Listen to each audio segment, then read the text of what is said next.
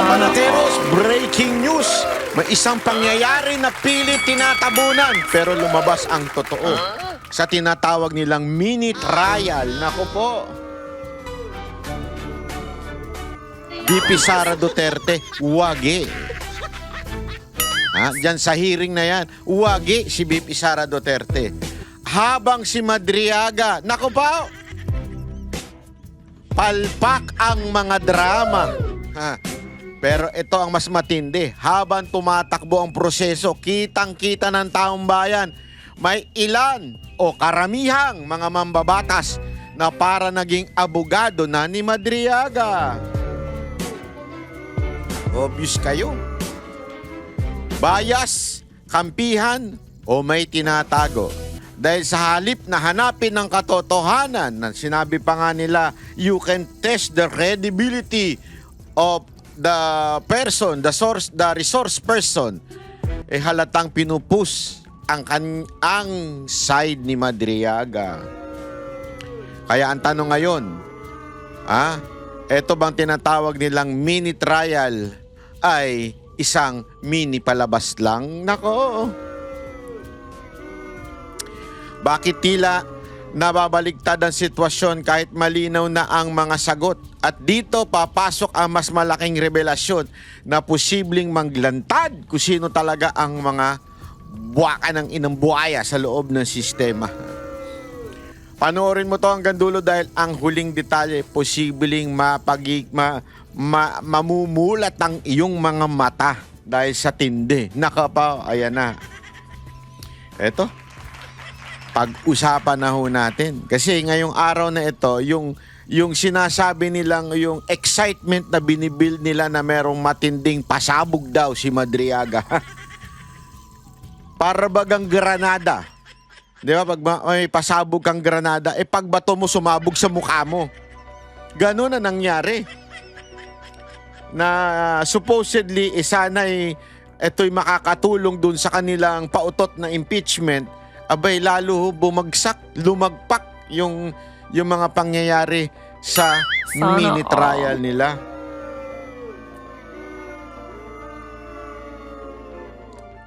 Alam mo, yan ang ating pag-uusapan ngayong araw na ito. Malupit po ito.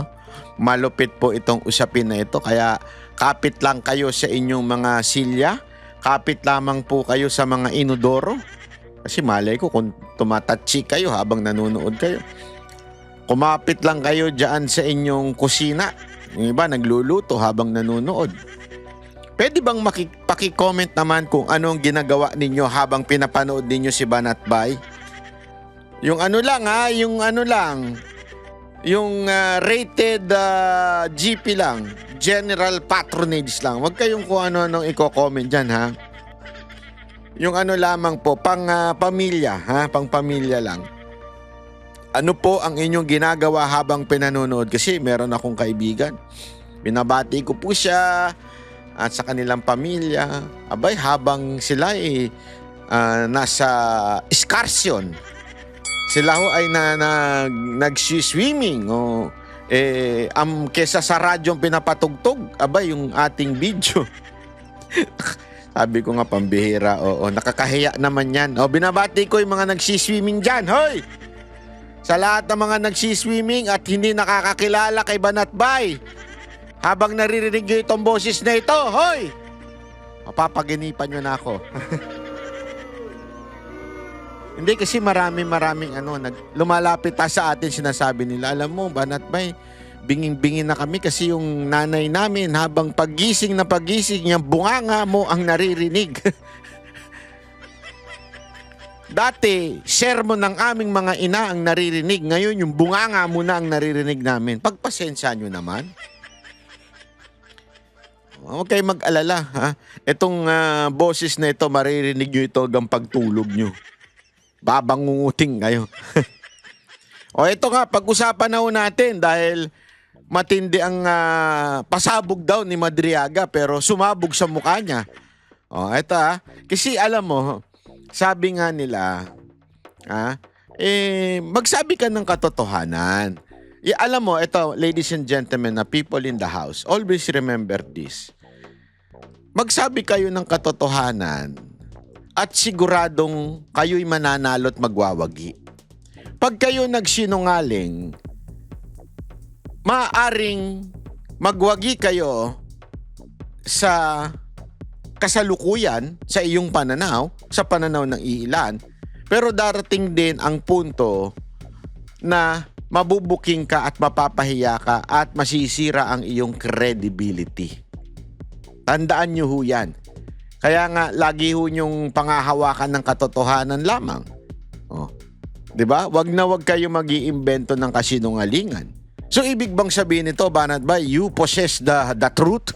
You possess the best? Hindi ho yun na sinasabi ko. Kasi meron naman ding talagang tao na narinig niya yung katotohanan, nagbigay siya ng opinion dun sa katotohanan na yon.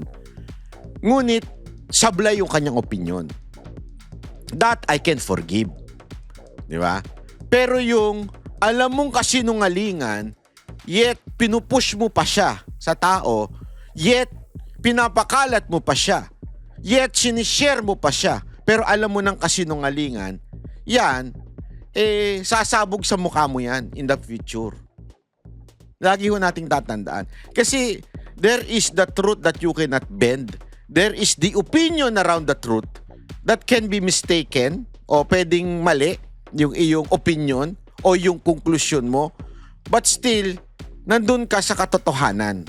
Na andun ka, iba lang ang tingin mo doon sa katotohanan. Iba lang ang iyong konklusyon. Pwede yun. Pero meron din naman outside dun sa truth mismo. Yung sinasadya mong kasinungalingan ang ipinapakalat mo o sinasabi mo. You do not care whether ito ay kasinungalingan, mali, basta ikaw, iyan ang ipupush mo kasi may agenda ka. Naintindihan mo natin? Kaya dito, mga kababayan, napaka-importante natin maunawaan na dito sa ginagawa ni Madriaga, kesa na natutulungan siya habang tumatagal, sabi nga ni Attorney Paulo Panelo, tama siya dito sa sinabi niya. Let him talk. Hayaan niyo siya magsalita na magsalita na magsalita. Dahil pag nagsalita ang isang taong sinungaling, talagang madadapayan along the way. Kasi nga, kasinungalingan, imbento. Yan ang nangyayari ngayon kay Madriaga. Dahil sa tindi ng kasinungalingan niya, halatang halata tuloy na one, kinakampihan siya ng mga mambabatas, sinasalsal ng mga mambabatas, pinapaulit-ulit ng mga mambabatas. Pangalawa po ay talagang ito'y magiging isang matinding katatawanan para sa iba. Panoorin po natin, ha? 24 oras wait lang. at hindi inabot ng 11 araw ang pag-ubos umano sa 125 million peso confidential funds ni Vice President Sara Duterte na inihatid sa iba't ibang individual. Isa yan sa mga alegasyon ng nagpakilalang dating aide umano ng bise na si Ramil Madriaga sa pagharap niya sa impeachment proceedings ng House Committee on Justice laban kay Duterte. Idinetalye rin ni Madriaga ang kaugnayan niya sa bise, gayon din kay dating Pangulong Rodrigo Duterte na kumausap umano sa ilang retiradong general para patalsikin sana si Pangulong Bongbong Marcos. Nakatutok live si Tina Pangiliban Perez. Tina! Mel Emil Vicky sa kanyang kauna-unahang pagharap sa House Committee on Justice, idinetalya ng nagpakilalang dating aide at umano'y bagman ni Vice President Sara Duterte nasira kung paano niya dineliver sa ilang individual ang 125 million pesos na confidential funds. At hindi daw niya ito ginawa sa loob ng 11 araw, kundi sa loob lang ng 24 oras. Mula sa pagsundo sa Camp Bagong Diwa sa Taguig kung saan siya nakadetine, hanggang sa pagdating sa kamera, napakahigpit ng pagbabantay. Alam nyo yan yung tinatawag na Gobel. Kilala nyo si Gobel? Ha? Yung Gobel Principle. Kaya paulit-ulit din na sinasabi nitong mga media. Alay, sabihin ang kasinungalingan, repeated, often enough becomes the truth. Diba? Sabi nga, a lie repeated often enough becomes the truth. Ibig sabihin, pag ang isang kasinungalingan daw ay paulit-ulit mong sinasabi, nagiging katotohanan na ito. Yan yung di umanong quote daw ni Joseph Goebbels. Kaya papansinin ninyo ang media, pajulit-julit na sinasabing ano daw to ni bagman daw to ni BP Sara Duterte, kesyo ano daw, tao daw ito ni BP Sara Duterte. Paulit-ulit nila yan eh. Ang tawag dyan, Joseph Goebbels principle. A lie repeated often enough becomes the truth. Pag paulit-ulit, kahit kasinungalingan, ay magiging katotohanan na sa taong. Kay Ramil Madriaga, ang nagpakilalang dating aide at umano'y bagman ni Vice President Sara Duterte. Naka-bulletproof Mantakin mo, yan ay kidnapper. Ha? Yan po ay ng kidnapping. Ganyan ang trato nila. VIP. Wow! Alam mo, hindi ko masisi yung mga NBI, mga kapulisan. Siyempre, nautusan lang ito mga ito. I-escort nyo yan. Bantayan nyo yan. VIP yan. Yan ang magpapabagsak kay BP Sara Duterte. Yan ang, siyempre, yan ang litanya ng kanilang mga boss. So, wala sila magawa kung hindi magbantay. Kahit alam nilang, ay, nakidnapper to Ba't ganito ka VIP sa amin? Ini-escortan pa man din namin. vest at helmet si Madriaga. Tinanggal lang ang posas nang iupo na sa komite si Madriaga. Sinampi na siya ng House Committee on Justice kaugnay sa naging papel niya sa paggamit ng confidential funds ng Office of the Vice President at Department of Education sa ilalim ni Duterte.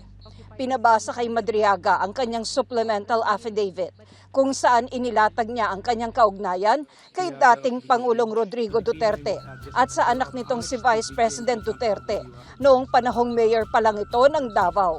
Her denial of any affiliation with me is absolutely false. She lied under oath in her perjury complaint against me. Kasama sa affidavit ni Madriaga ang ilang litratong magpapatunay raw rito. Ang screenshot ng video conference nila kay Duterte nang mag-anunsyo ito na hindi natatakbong presidente noong eleksyon 2022. Sabi ni Madriaga, isa siya sa mga tumulong sa kampanya ng bise. I posted the screenshot of our video conference on my Facebook account with the caption just telling her I cannot vote intelligently without her name on the ballot. A printout of the Facebook post dated September 29, 2021 is here to attach. May I know what's happening to you, Mr. Madriaga? You seem to be crying.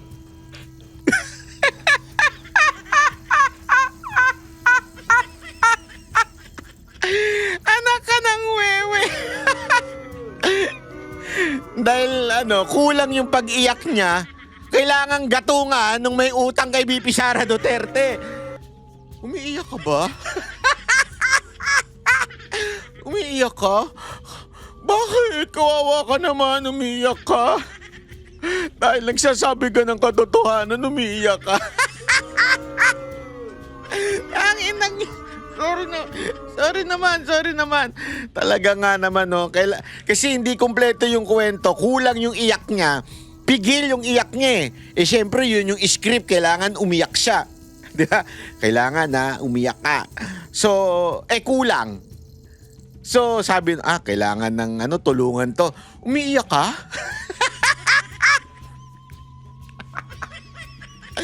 Para maging headline, Madriaga umiyak sa pagsisising mga nagawang mali dahil kay Vice President.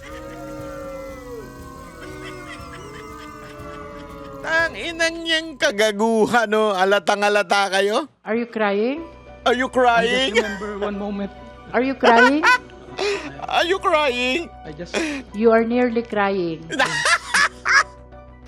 Malapit ka nang umiyak.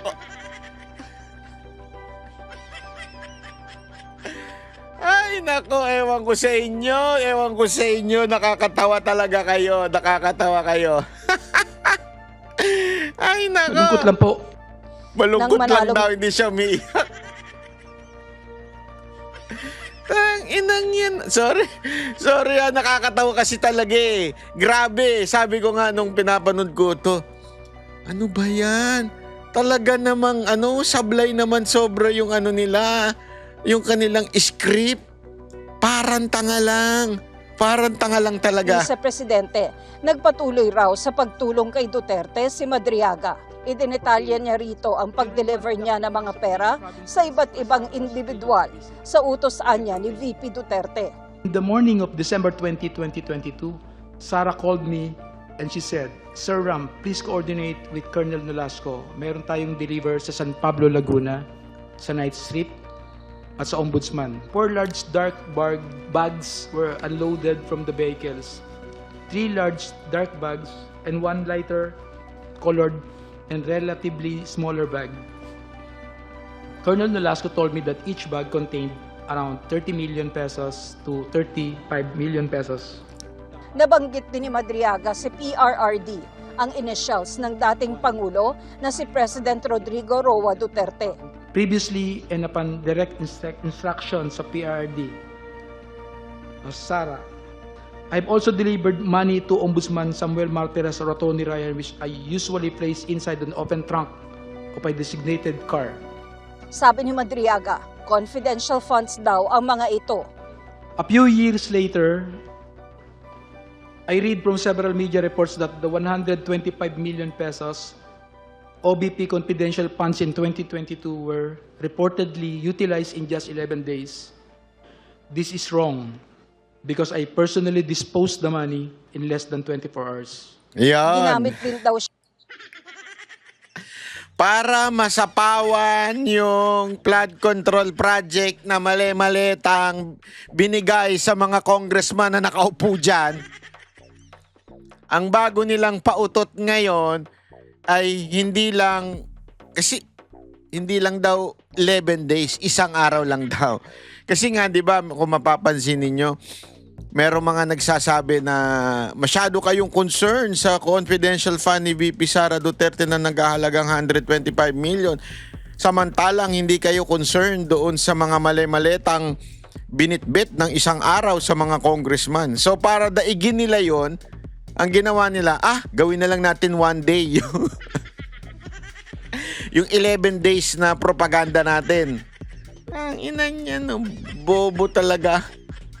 Sorry pero eto, malalaman mo talaga na may something dito sa mga ito. No, may something. Hindi ko alam kung ano trip nito mga to, pero katatawanan na talaga. siya bilang dummy sa bank accounts para sa paglipat ng milyong-milyong pisong pera noong panunungkulan ni dating Pangulong Duterte. These were opened by people close to PRRD who informed me that money will be transferred to these accounts for intelligence operation and for laundering.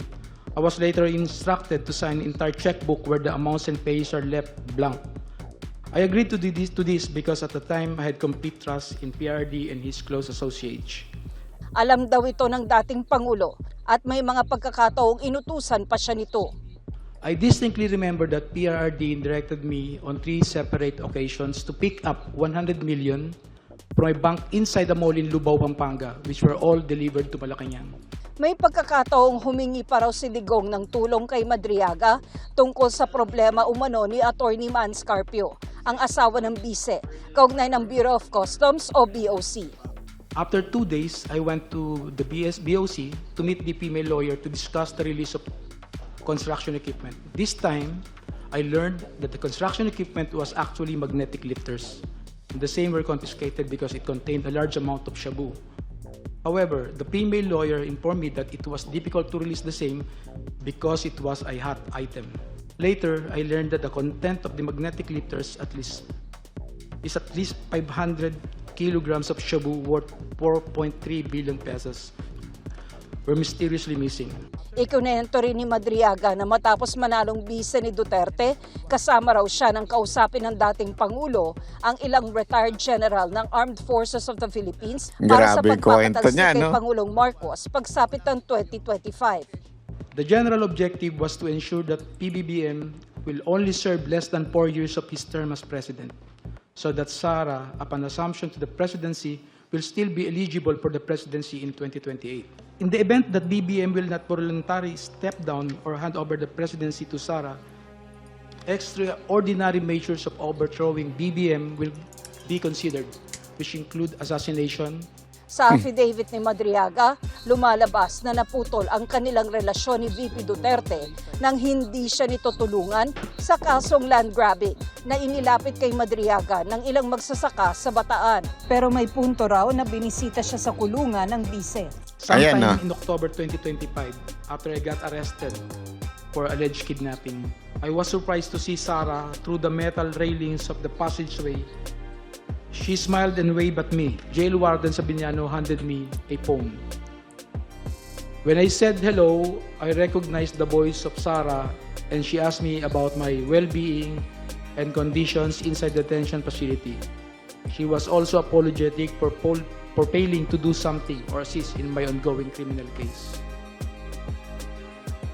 Grabe obsession nitong maman to, no? Ultimong, hindi ko alam, ewan ko ha, grabe yung obsession niya dito kay BP Sara Duterte. Halatang ramdam na ramdam mo eh. Mantakin mo, makita mo yung tao.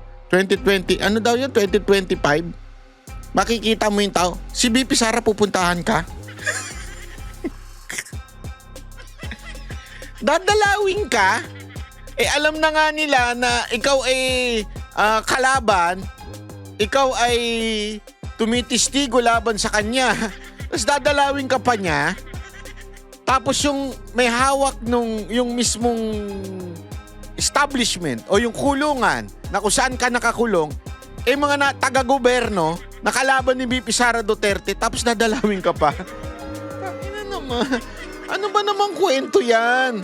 Pantanga lang eh. Eto.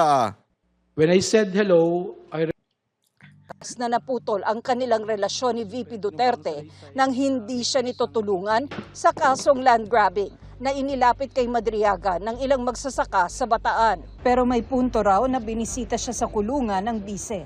sometime in October 2025, after I got arrested 2025, October, oh, mantakin mo, oh.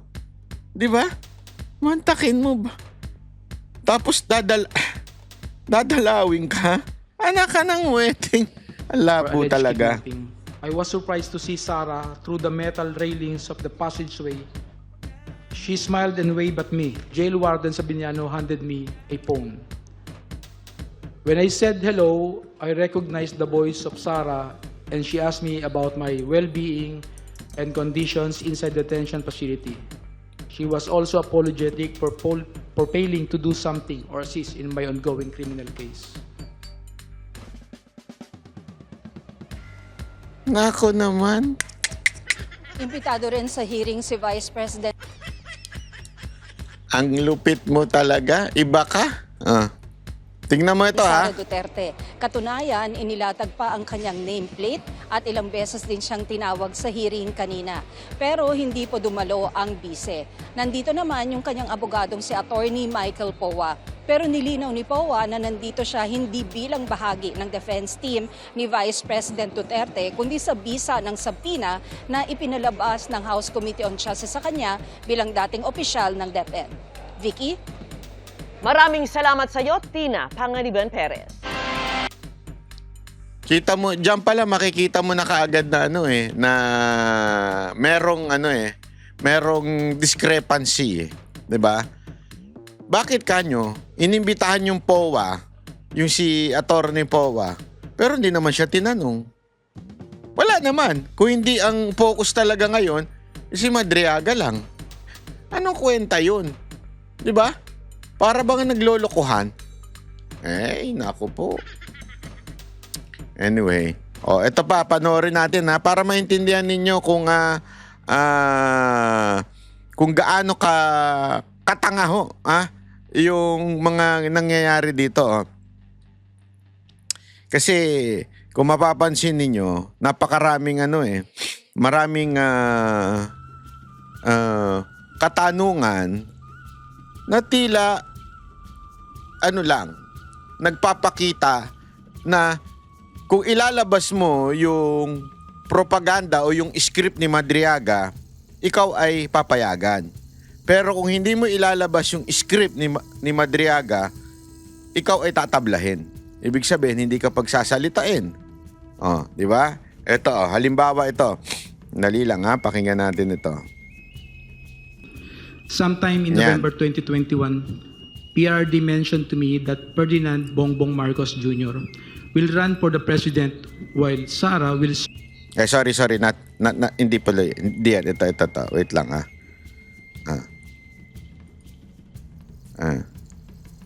Wait lang. Ito. Now is Honorable Abante's turn. Salamat po, Madam Chair. Nabanggit mo sa supplemental affidavit mo, Mr. Ramil Madriaga. Babasahin ko mula doon sa number 14. Ang sabi nyo ay sometime in 2021 PRRD gave me 25 million. Yun po ba ina-attest ninyo tama? Opo, Madam Chair. Opo, Your Honor. Ibinigay sa inyo ni PRRD mismo. Siya Opo. personally, yung 25 million. Opo, Madam Chair. Opo, Your Honor. Pero sinasabi niya, wala siyang pera eh. Meron po, Meron. Madam. Yung meron. Halatang halata. Itong 25 million na ito, ang sabi mo dito, to purchase high-end motorcycles. Kaya bumili kayo ng dalawang 2021 model Harley-Davidson motorcycles at nilagay nyo sa pangalan ng anak nyo. Tama ho yun po. Opo, sa akin po tsaka sa anak ko. Tapos, bumili po kayo ng Ducati motorcycles, nilagay nyo naman sa pangalan nyo. Opo, Madam Chair. Opo, Your Honor. Okay. I am sure na ito pong mga binili nyo, meron pong OR and CR to, hindi po ba? Opo, Madam Chair. Opo, Your Honor. Yung po ba itinatago ninyo? Opo. At Your Honor. ilalabas nyo po sa tagtang panahon? Opo, Your Honor. Okay, so, Madam Chair, pinapaliwanag po ng ating resource person dito. So dito, pinalalabas ni Abante na totoo yung sinasabi na binigyan ng 25 million daw ni Pangulong Duterte si Madriaga at bumigili ng Harley Davidson, dalawa, tsaka NMAX, 7 ata yun. At lahat yun, yung Harley Davidson sa pangalan niya at tsaka sa pangalan ng anak niya. Tapos, may OR ka, naks naman. Meron ako, syempre. So, parang pinatutunayan na totoo yung sinasabi ni Madriaga na binigyan siya ng 25 million. Because of those stupid questions. Anong napatunayan dun? Wala. Diba? Yung totoo, wala naman napatunayan dun. Pwede ko naman sabihin, ako binigyan ako ni Marcos eh. Binigyan ako ni Marcos at bumili ako ng sasakyan. Pero pinangalan ko sa pangalan ko. May ORCR ako? Oo, meron ako ORCR. Binigyan ni Marcos. Para gumawa ng chismis sa mga Duterte supporter. Hindi, pwede ko sabihin yun eh. Pero, is that enough evidence na ako'y totoong binigyan ni Marcos ng 25 million? Hindi, di ba? So, ina-assume mo na it's a gospel truth na binigyan siya ni PRRD ng 25 million dahil nakabili siya ng motor na ipinangalan niya sa pangalan niya. Anak ka ng wewe. Anong stupidity yan? Sorry pastor ka pa man din, pero yung logic mo, logic ng pantanga. Yung totoo, wala siya napatunayan dyan eh. Na tinatago po niya ang OR and CR ng dalawang Harley Davidson motorcycles na nasa pangalan ng anak niya at yung Ducati motorcycles na nasa pangalan niya. Ayan po, gusto ko lang sabihin na ito po ilalabas niya, no? Gayon din yung mga binili mo na mga Yamaha, di ba? Apo. Ilan yung nabili mo? Nakalagay dito? 7 po na brand new na Yamaha NMAX. Oo. Yun din po ba nasa pangalan ninyo? Ay, hindi po, sa mga leader na po ng ISIP. Ang sinabi po ninyo, lahat po ng mga ito, number 18 nakalagay nyo, all purchases of these motorcycles, including the aforementioned accessories, were paid in cash using the money given to me by PRRD. Apo, Your Tama ho Honor. ba yun? Opo, Your Honor. Akala ko wala siyang pera. Madami po. Marami siyang pera. Opo. Pangalawa na yan. Pangalawa na. Bakit? Again, Joseph Gobel. Anong sabi ni Joseph Gobel? Alay! Ang kasinungalingan, repeated, often enough becomes the truth. Ang kasinungalingan pinauulit-ulit mo ay nagiging mukhang katotohanan na. Kaya pinauulit-ulit ni Abante. Oh, so, mayaman pala si Duterte, hindi pala mahirap. Oh, mayaman pala si Duterte, hindi pala mahirap. Mayaman pala si Duterte, hindi pala mahirap. Gusto ko lang pong ipaliwanag na marami palang pera sa PRRD. Oh, paulit-ulit. Hindi po si BP Sara nagbigay sa inyo. Hindi po. Si Alright. Pangulong Duterte. Ngayon, Mayaman pala talaga si the Pangulong fact Duterte. na pwede niyong ibigay, siguro, Madam Chair, hindi lamang dito sa committee hearing na ito, kundi kung na, yan po ay nasa Senado na, ay pwede mong ibigay yan. O pwede mo rin ibigay sa amin ngayon para makita po namin. Ngayon, yung pong inyo ring binanggit na 175 million. Siya nga pala, ito pong 25 million na ito po ba ay personal na pera ni Presidente, dating Presidente, o ito po kinuha rin naman sa gobyerno? Personal po. Personal. Opo. Hindi po sa gobyerno yan. Hindi po.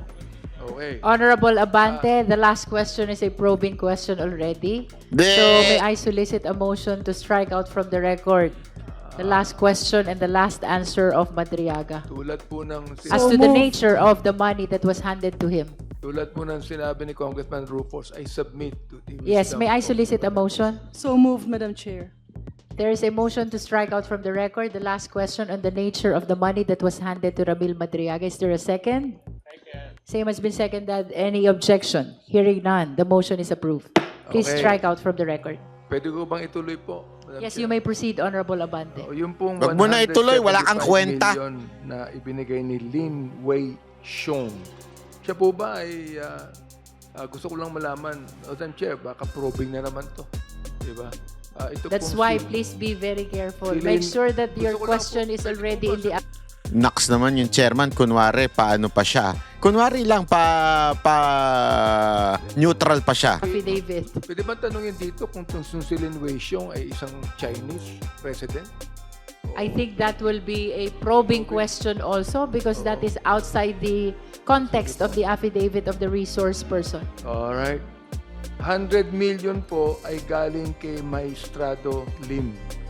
Tama ho ba yun? Sinabi. Tama po, Your Honor. Ito po bang mga pondong ito, may mga kasamang documentation o deed of donation or acknowledgement receipt sa inyong pagkakaalam? Is that stated in the affidavit also? Nakalagay din po. Opo, Wala. Madam Chair. All right, you may proceed. Yung 100 million po, tsaka yung 175 million, through phone calls lang po yun na to pick up para gamitin namin pondo sa ISIP Pilipinas, Madam Chair. Okay. Doon po sa pictures ng Annex A, nakalagay po ba ito sa inyong supplemental affidavit? Ito pong manager's check? Nakalagay din po ba ito sa inyong Opo. supplemental? Ano po itong manager's check na ito? 84,200,000. Ano po nakalagay sa inyong supplemental affidavit? Tungkol po dito, pakita nga natin. Can we flash that portion of the affidavit, subject matter of the clarificatory hearing?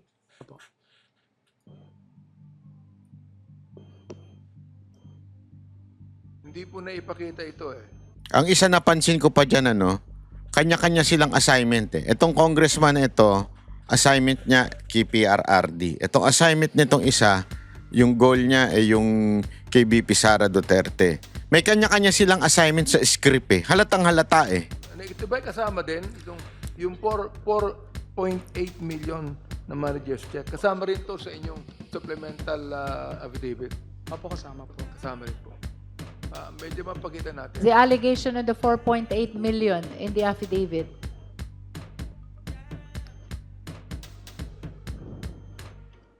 Kasama What po, number Madam. is that, Tama nyo. Honorable Abante? What number is that in the affidavit? Annex A. Annex A1. Oh, it is an attachment. An It is an yes. attachment. Oo, pero kasama sa document. Yes. That is annex. Annex A and Annex A1. Can we flash Annex A and Annex A1?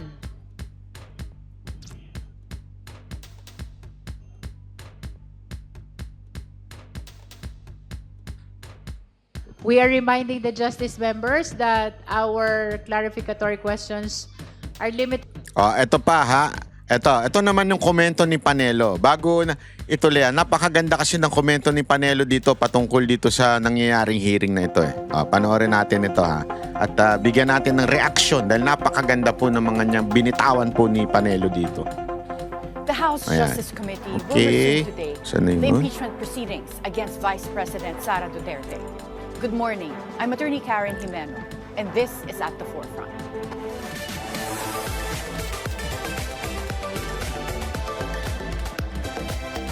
The impeachment proceedings against Vice President Sara Duterte will push through today. This after the Duterte camp failed to get a temporary restraining order from the Supreme Court. Some say this should be set aside and government should tackle the more pressing matter of the ongoing oil crisis. But some lawmakers say holding a public official into account is equally important. To help us analyze this, we'll be speaking with Attorney Salvador Panelo. He's a former Chief Presidential Legal Counsel. Good morning, Attorney Sal. Good morning, Attorney Karen. Okay, so today is the House Justice Committee hearings on Vice President Sara Duterte's impeachment. You mean the Moro-Moro? You call it a moro-moro? Yeah. Bakit naman? Oh, they've already decided on that. It's a foregone conclusion. They will transmit it to the House of Reps, and the House of Representatives will transmit it to the Senate. Well, House Assistant Majority Leader and the now Representative Zia Alonto Adyong said the impeachment hearings could also provide Vice President Sara Duterte an opportunity to answer allegations against her. So he doesn't call the trial in the Senate not an opportunity to present evidence? Yun! Di ba? Kasi sinasabi ng mga congressman kesyo, oportunidad daw para magpasinungalingan ni VP Sara Duterte mga akusasyon. Una-una sa lahat, mga hindot kayong mga congressman, kayo ang may burden of proof. Ibig sabihin, nandun ang bigat nasa inyo. Bigat ng patunayan yung inyong mga akusasyon.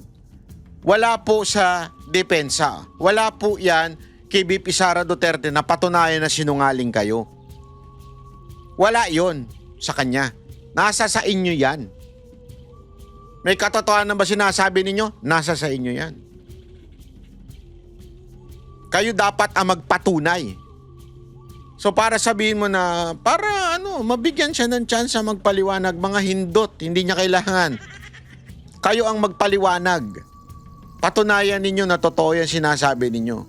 Kasi yung ginawa ninyo kay Madriaga ay hindi pagpapatunay na tama si Madriaga. Alam mo kung anong ginawa lang nila kay Madriaga? For the optics says. You know why? Kasi hindi naman kinwestiyon. Bawal mo ngang questionin yung credibility ni Madriaga eh. Bawal mo ngang questionin beyond dun sa kanyang sinulat o sa kanyang affidavit. Ang pwede lang, ulit-ulitin mo lang yung putang inang affidavit na yan. Yan lang ang pwede. Ulit-ulitin mo lang yung affidavit na yan. Yun lang. Kung uulit-ulitin mo lang din pala tong lintik na affidavit mo, bakit hindi nyo na lang i-transmit yan sa Senado? At doon magsimula ng trial. We challenge you. Hindi, alam mo, itong ginagawa nila sa kamera, for optics lang to eh. For optics lang. Para ma-prejudge na that's the goal of this mini trial or hearing is para ma-prejudge na si VP Sara Duterte in public. It's not really to know the truth. No, it's not. Yun nga mahirap eh. Hindi naman ang purpose nito para malaman natin katotohanan eh. Ang purpose nito ay para lang talaga ma-judge na si VP Sara Duterte. That's the truth. So you're saying dapat yung trial, yung gagawin nila today, ginagagawin sa Senate. So Yan. you're also supporting the allegation of the Duterte camp that this is a mini trial. Of course. In the first place, it came from them. It's them they're saying, the Committee on Justice. That word that Spoken yes. by the chair. Oo, Diba, siya Chairman mismo, Luis Stro. Galing sa kanya yun eh. Pagkatapos ngayon, tatanggi-tanggi sila. Yan ang problema sa kanila eh. Oo. And I guess for those watching, why would a mini trial, if this does indeed constitute a trial, why would that be unconstitutional? Kasi you have to determine only a probable cause. You don't need a mini trial for that. So the evidence are submitted and you decide whether or not there is probable cause or not.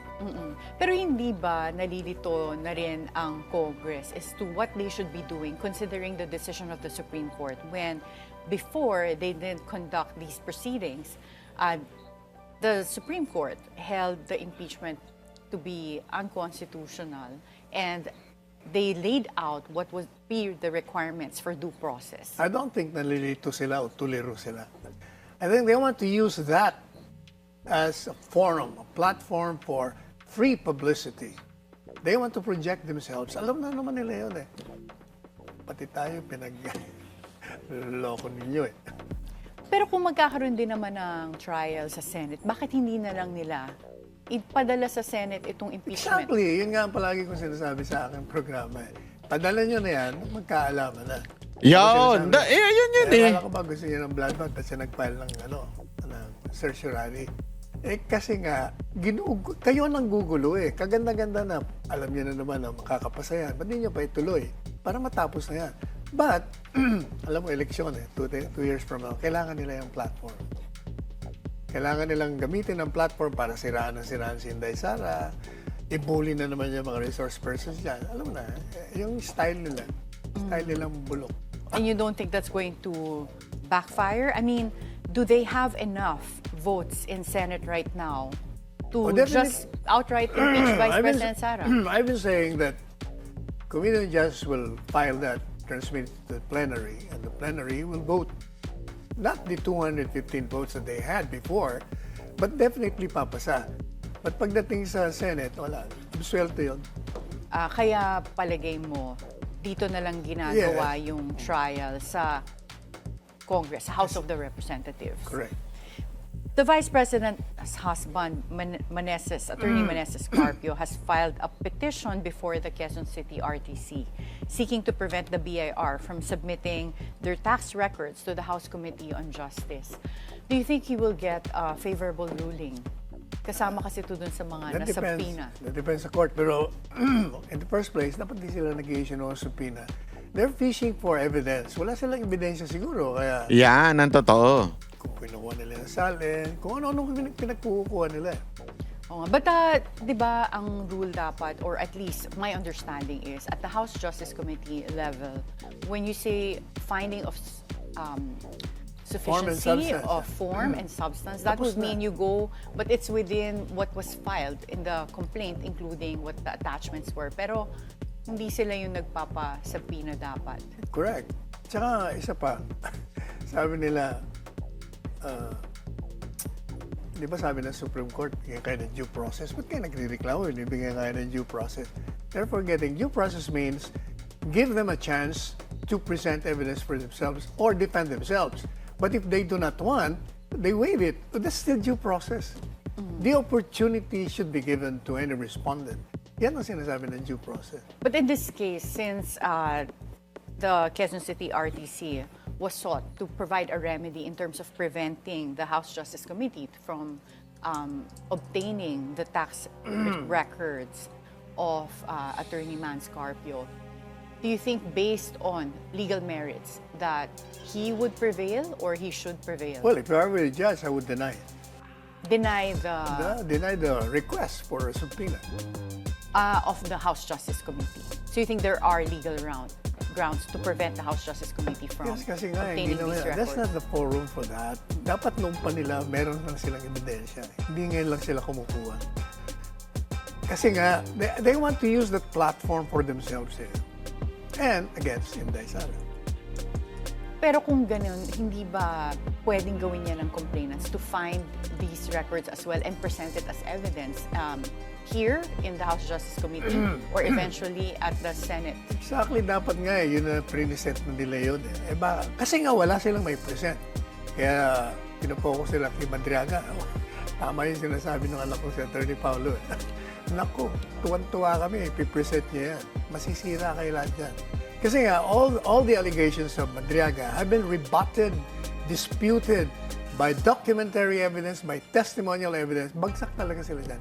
It will blow up on their faces. So you're not worried that Madriaga will be presented in the House Justice Committee hearings? We're expecting him to be there today. I think the Committee on Justice is now getting worried. Natatakot na sila ngayon, pero nandiyan na, tutuloy na lang nila. Adjong stressed that the Justice Committee subpoenaed certified true copies of financial documents, tax records, and reports and other relevant evidence to uncover the truth. But as you said, and as what the Vice President's camp has also said, this seems to be a fishing expedition. Pero at what point can additional evidence be introduced? Hindi na kailangan nga kasi the moment you file your complaint, dapat may mga ebidensya ka na. Kaya nga they will have to find whether it is sufficient in form or in substance. Kasi nga, on the basis of the evidence na binigay sa'yo, pwede na i-file. Yan naman si Adjong, hindi naman abogado. Mr. Adjong, tama na yung papasikat mo, hindi ka naman abogado. Pwede ba? Pag hindi ho kayo abogado, huwag na kayong pumasok sa teritoryo ng mga abogado. So in your opinion, going by that argument, tama rin yung pag-dismiss nila doon sa naging impeachment complaint against President Bongbong Marcos when some of the impeachment complaints only had news articles as attachments, at least one of them, ganun lang yung in-attach. But would you say that that's the same standard? Yun naman moro-moro din yun Pakitang tao lang yun. Gawa rin nila yun Para kunyari, nag-file ng impeachment dito pero dinismiss namin kasi walang sustansya sa forma, pati sa aligasyon. Lahat yan moro-moro So, si Attorney Michael Powa was also subpoenaed and he is also expected to appear in the House Justice Committee hearing today. Do you think there's a risk that he will be detained eventually and be cited in contempt? Kasi ganun yung nangyari dun sa isa ring Chief of Staff ni Vice President Sara sa Office of the Vice President, kay Attorney Zuleika Lopez. And Attorney Michael Powa used to be the Chief of Staff of Vice President Sara as someone from when she was still Deputy Department of Education Secretary. Well, given the recklessness of the Committee on Justice, it may just do that. But, kapag ginawa nila, may problema na naman sila. Lalong magagalit ang tao sa kanila. But pag naisip natin na yung nangyari dati kay Attorney Zuleika Lopez, when she was detained, that's what triggered Vice President Sara to rant. And eventually, it's what made her utter yung pati yung imagined crime. Imagined crime. Well, diyan, maraming pa rin hindi nag-agree kung talagang grave threats yun, di ba? Against the President yung mga hindi and the First nag-agree, Lady. mga anti-Inday yun. Pero kung objective ka, kahit anong tingin mo, on all fours, wala talaga. Crime. But you're not worried that that might also push the buttons of the Vice President if they detain Attorney Michael Powa and, lead her to do something that would constitute ranting publicly katulad ng nangyari in the past? I do not think so. So, kahapon in your column, you wrote an article entitled "Political Opportunists and Sycophants Abound." And you said that there's so many of politicians shift alliance to advance their own interests. Do you think that the announcement of Vice President Sara that she will run for president in 2028 triggered the what you call political opportunists and sycophants around her? But before you answer this question, we'll have to take a short break. At the Forefront, we'll be right back. In your column entitled "Political Opportunists and Sycophants Abound."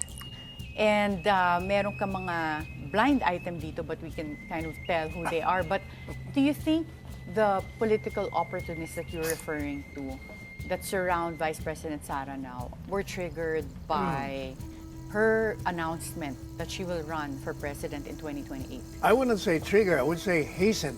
It hastened it. Because kahit na hindi na in-announce yan, ano naman nilang tatakbo siya. Lahat ng lingwahe ng kanyang katawan shows she's going to run. Kaya yung mga yan, nagpiprepare na yan. Yung mga iba, 2 years pang eleksyon, lilipat na. Para hindi masyadong alata. Yung iba naman, will try to enjoy the benefits, the largest coming from the administration. Kaya 1 year before, saka sila babaliktad. So palagay mo mayroon pa, marami pa doon sa BBM administration ngayon na babaliktad eventually? Sabi ko nga, dun sa column ko, di ba, yung last paragraph, their drive is increasing by leaps and bounds.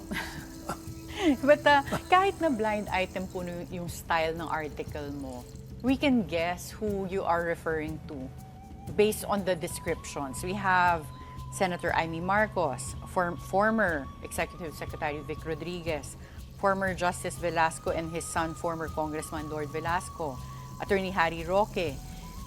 Just given the personalities you mentioned as like political opportunists, do you think that Vice President Sara sees them as political opportunists who are merely using her for her supporters or for her being a frontrunner in 2028? Number one, I never mentioned the names you Yes, mentioned. kami yung we gather from So- the description. Ito yung mga It's pero just kung a ito guessing nga game. yun, kung ito They yung feel mga yun. alluded to, Oo. hindi ko kasalanan yun. Because, you know, the description of everyone there applies to everyone who is an opportunist. Di ba? Lahat naman para-pareho. Para-pareho ang ginagawa nila. Pag malapit nang mawala ang power holders, lilipat na yan.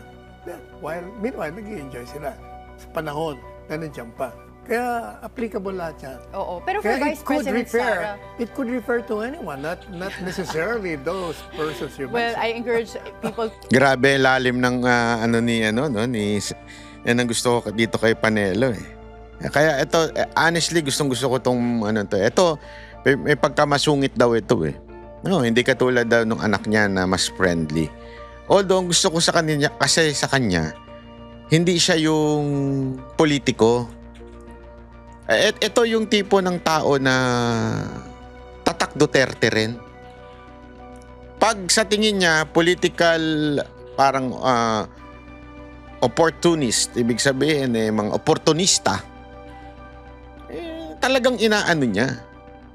Talagang binibitawan niya. Kasi alam naman natin talaga kung sino-sino yung tunay na mga kaalyansa ni Pangulong Duterte at ng mga Duterte ever since. We all know that. At ito naman ay para bagang warning lang niya na mag-ingat tayo. There will be a lot of political opportunity, mga oportunistang mga politiko, mga trapong galawan. At ayan ay dinidiretso niya. Alam nyo, nakakatuwa. Nakakatuwa na may mga ganito pang tao. Actually, isa yan sa mga napansin ko nung nakausap natin. Lalo na nung off-cam si pangalan nito. Si Legarda. Etong si Libiste. Makikita mo talaga yung genuine kind of heart nitong tao na ito. Na hindi political na galawan. Kasi dyan din mo makikita yung puso rin ni Baste. But, again, sabi nga nila, in politics, it's addition, not subtraction. So, as much as we can attract politician in the camp of the Duterte, it's good. But we have to be aware. Hindi lang naman ang sinasabi dyan eh. It is good to have more alliances o mga bumabaligtad na mga mula noon sa kabilang kampo, bumabaligtad, kakampi kay Pangulong Duterte at kay Vice President Sara Duterte. Dadami yan. Gayunpaman, maging aware tayo. Dapat mapagmatsyag tayo at magbantay tayo sa kilos nila. Di ba? Pero tayo, sure tayo dyan. Napakarami kasing sigurista ngayon pagdating sa politika. Yung galawang politiko na sigurista sila, ayaw nilang sumugal ng todo-todo sa isang kampo. Meron niya akong alam Eto, ikikwento ko lang hindi ko na siya papangalanan. Itong nakaraang eleksyon 2025. Meron sa aming lumapit. May grupo sa amin lumapit. Ito yung mga... Gusto naman niya yung style ng Duterte. Gusto niya yung style. Gusto niya yung klase ng pamamalakad ng mga Duterte. Bibigyan ko kayo ng clue. Mamaya-maya. Gusto niya yung pamamalakad ng mga Duterte. Gusto niya yung estilo ng mga Duterte. Kaya noong time ng kampanya, nagpapatulong siya na kasi para bagang binabanatan siya ng mga Duterte.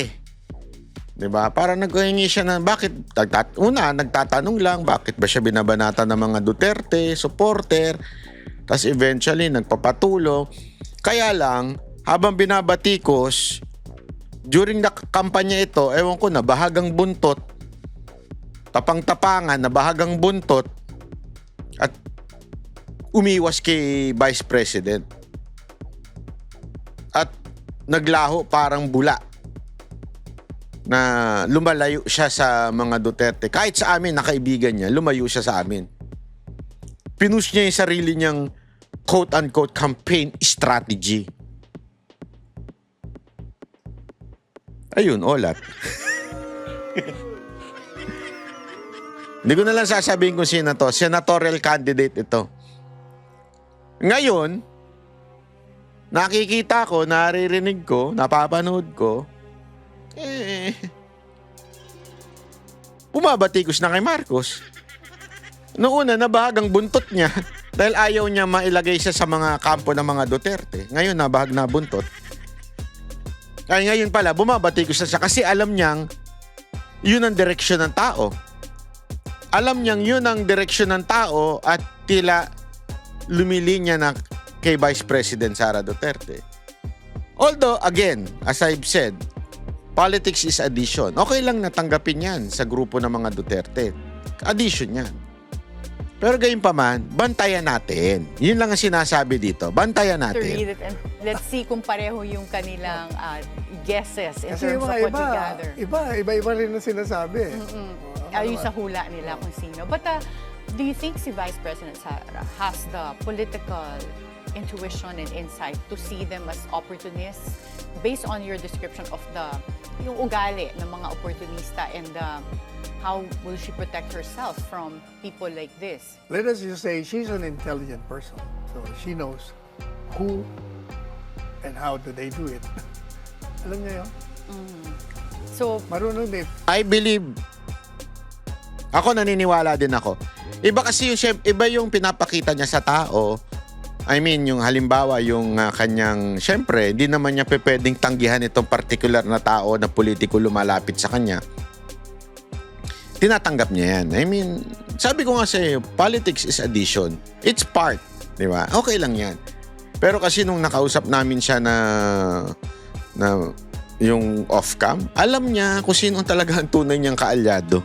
Alam niya kung sino talaga ang loyal sa kanya.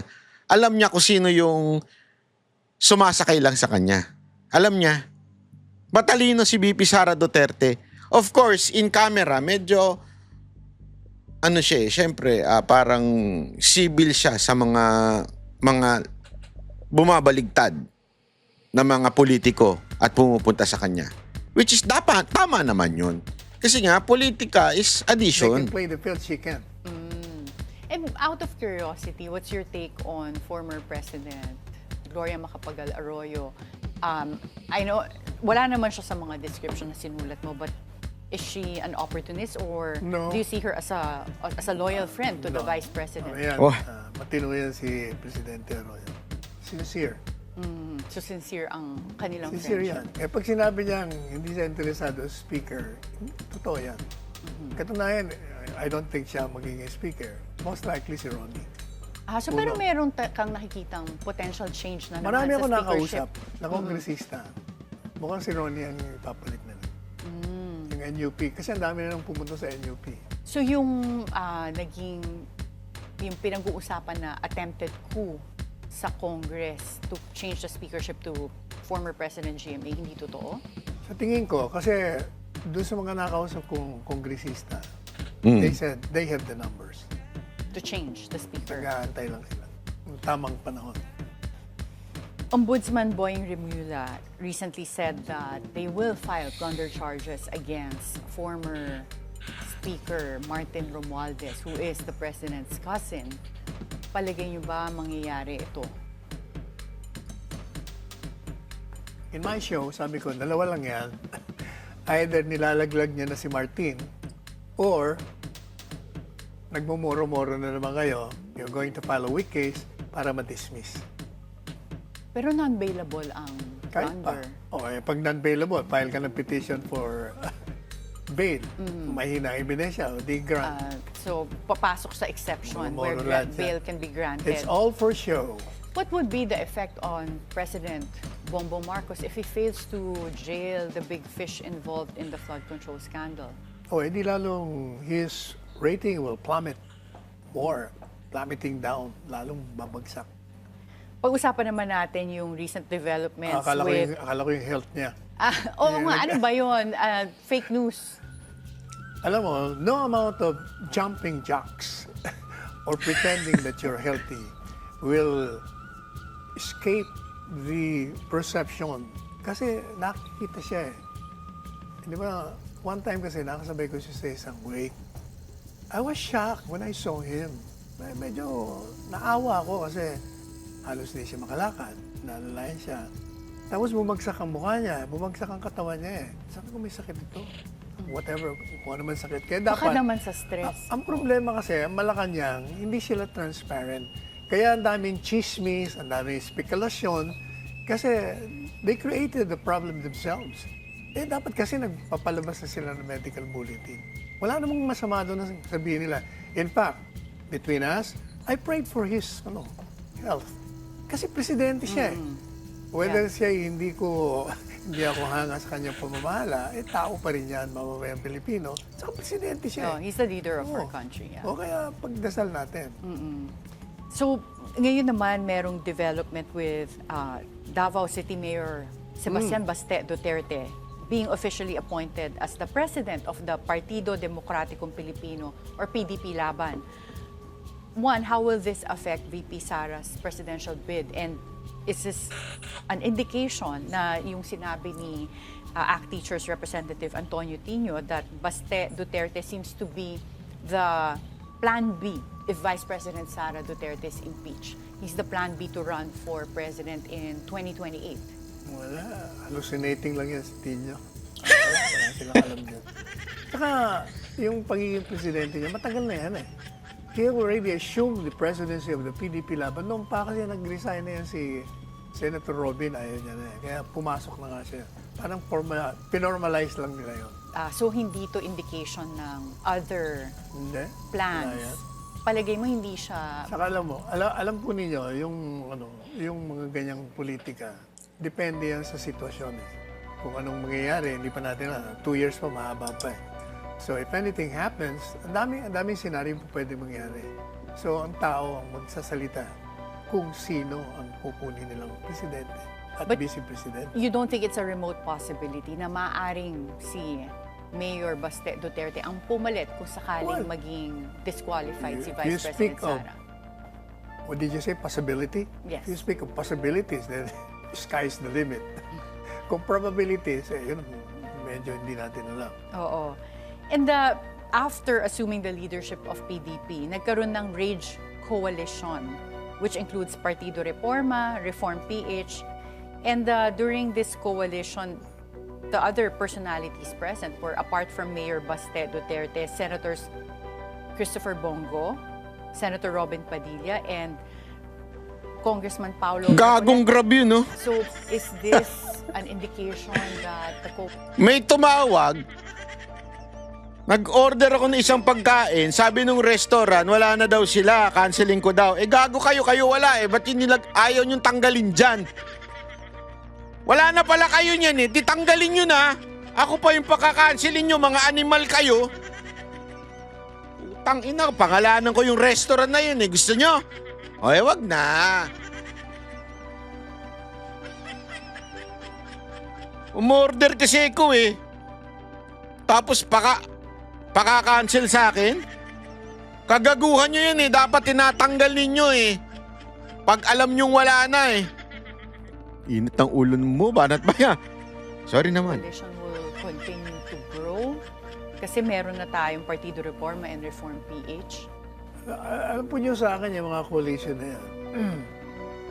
Okay yan, maganda yan. Pero ang taong bayan pa rin ang may hawak ng tagumpay o pagkabigo ng isang kandidato. Yun, Given tama the yan. situation now, kahit na walang mga coalition, panalo si Inday Sara. At hindi Correct. ka worry na merong dark horse in the Wala, horizon? there's sinong dark horse. Or Lenny Naku, Robredo. I don't think BP Lenny will run. Natalo na siya Ayaw niya nang masaktan ulit.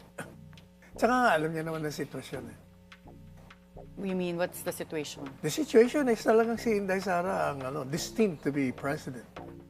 Okay, Yun. lastly, Kiko Barzaga. He's a known Duterte ally. He has already said that he will support Vice President Sara in 2028.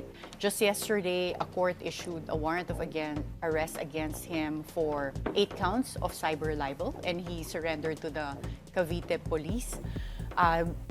Do you think that there's basis for him to say that this is political persecution, or is there really, this was really a long time coming na dahil sa mga sinasabi niya publicly?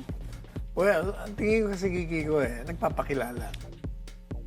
Gusto niyang makilala ng taong bayan for future forays to the electoral offices that he might want to occupy.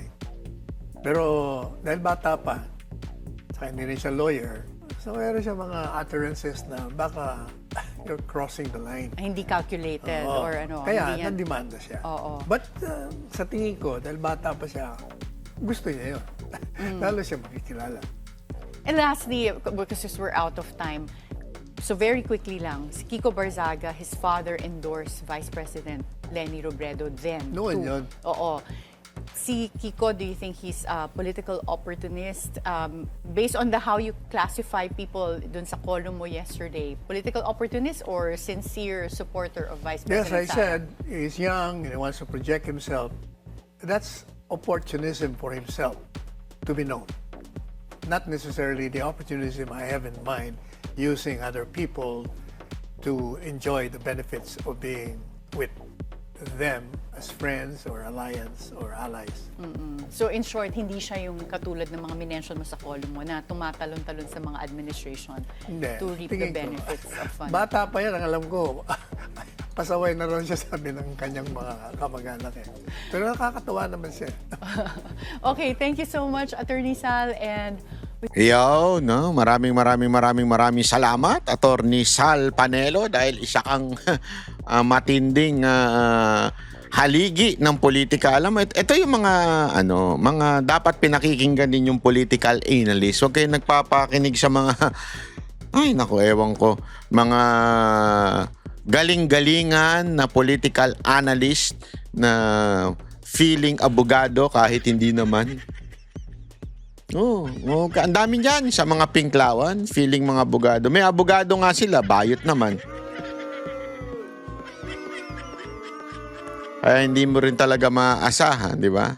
Kaya mga banateros, kung totoo man ang nakita natin ngayon dyan sa trial, which is imposible, hindi na ito simpleng usapin ng politika, usapin na ito ng katotohanan laban sa kampihan. Ayan ang totoo dyan.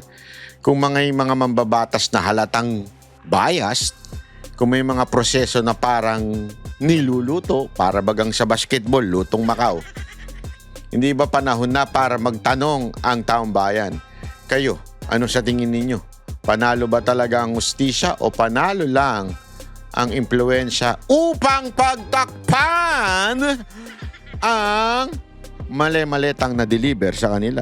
O di kaya, baka naman, dahil sila'y napag-utusan lamang ng kanilang leader na nagbigay ng maleta sa kanila na gipitin nyo yan, gamitin nyo yung entablado na yan upang ma-prejudge na si BP Sara Duterte. Kaya ako naniniwala ako dito na si BP Sara Duterte ang wagi dito. Bakit? Kasi nakikita ng taong bayan na halatang-halata ang mga congressman, halatang-halata na niluluto nila, halatang-halatang wala namang sapat na ebidensya, at ngayon ay tila, sabi nga, fishing expedition o naghahalongkat para makahanap ng ebidensya. Kaya kung ako sa inyo, maganda, i-comment ninyo ang inyong mga opinion sa baba. I-like nyo ang video na to. Kung gusto nyo, mas ilantad ang mga ganitong issue, i-share nyo na. At syempre mga kababayan, baka naman pwedeng mag-subscribe na po kayo ng kayo naman ay tayo naman po ay umabot ng 1.5 million sa katapusan ng taon na ito. Yan ang ating goal. Ilan na ba tayo ngayon mga kababayan? Para sa mga nanonood dyan, tingnan nga natin kung ilan na ang ating subscriber. Ang ating subscriber ngayon ay 1.363. Oh. Sa isang buwan, umaabot ng 7,000 subscriber tayo. Kung 777, aabot tayo ng 500,000. 1.5, yan ang goal natin sa taon na ito. Maari po ba ako niyong tulungan? Paano niyo ako matutulungan kung hindi kayo nagsusubscribe? At paano niyo magagawa din yan pagka-subscribe niyo? I-share niyo ako sa mga kaibigan ninyo. Di ba? Para hindi kayo mahuli sa mga susunod na pasabog ni Banat Bay. Dahil dito sa Banat Bay, walang kinikilingan, walang pinoprotektahan, walang inuurungan, puro katotohanan na diretso sa inyo, mga kababayan. At alam nyo naman, ang mga media ngayon ay bayaran. Kaya sila'y nasunod lamang sa kanilang mga leader na oligark na pinoproteksyonan ng kanilang negosyo. Tandaan ninyo, etong mga, bakit ko ba sinasabing ang mga may-ari ng mga media company, hindi naman talaga sila nagtayo ng media dahil yan ang kanilang interes. Nagtayo sila ng media upang proteksyonan yung tunay na mga negosyo nung may-ari nung particular na media na yun. Kaya nga kung papansinin ninyo, lahat na may-ari ng media, hindi yan ang kanilang main business. Ang main business nila iba. Yung main business nila ay mining, kuryente o ano-ano pa. Yan ang kanilang main business. For able to protect their business, magtatayo silang ng mainstream media to use as propaganda and to use as a weapon against politician na gigipit ng kanilang negosyo. Kaya nga pansinin ninyo todo ang mainstream media siraan si Pangulong Duterte noon. Bakit? Kasi hindi niya pinoproteksyonan ng oligark. Kasi binabanatan, pinagbabayad ni Pangulong Duterte ang mga oligarko. Etong si Marcos, noong una, dahil kakampi ng mga Duterte, binabanatan ng mga media. Pero bakit ngayon, tila busog na busog ang mga media dito kay Marcos? Kasi nga, kakampi na ngayon ni Marcos ang mga oligarko ng bayan natin. At dahil po dyan, friends na sila ng media. Kaya ngayon, tuwan-tuwa nga sila, di ba? Palakpak pa sila ng palakpak nung nagja-jogging, parang mukhang tanga yung mga media. Para mga asong ulo. Mga ganun-ganun ng mga media Bakit? Kasi nga, utos sa kanilang boss nila alagaan nyo si Marcos pinoproteksyonan natin tayo niyan. Friendship natin yan. Kita nyo? Ang laki ng pagbabago, di ba? Diyan pala makikita mo na wala na talagang credibility ang mga media. Kaya dito sa social media, which is independent, wala nang nagdidikta sa atin. Kasi libre naman ang maglabas ng video dito Wala namang gastos ko, hindi yung ilaw ng nandyan na yan Ibig sabihin, nabili ko na yung ilaw, nabili ko na yung camera, nabili ko na yung laptop, wala na akong gastos. So wala tayong sinusunod na amo. Kung ano lang yung nakikita natin, sinasabi natin. Di ba? Sa ngayon, nakikita natin na nakakabuti ang mga Duterte sa ating bayan.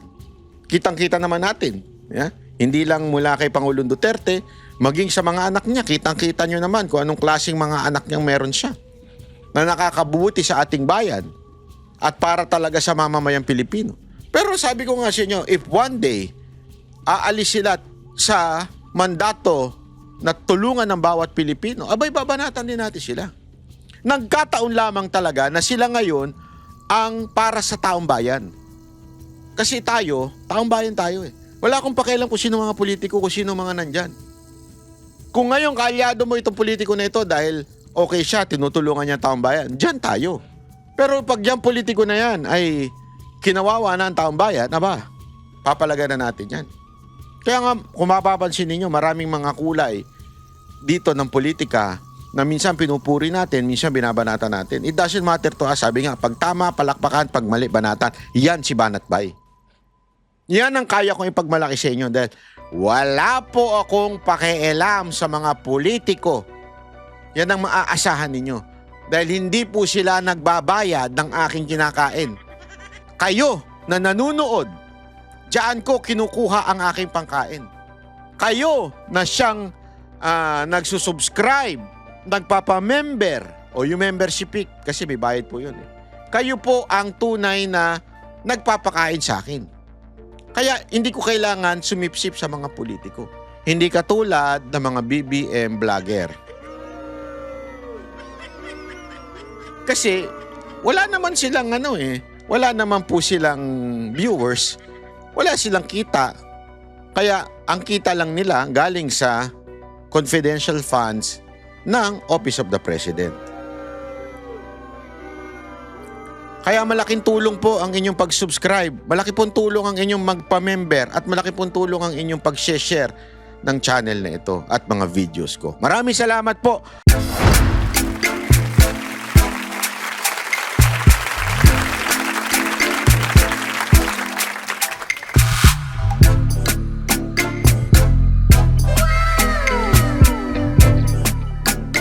The next performance will start momentarily.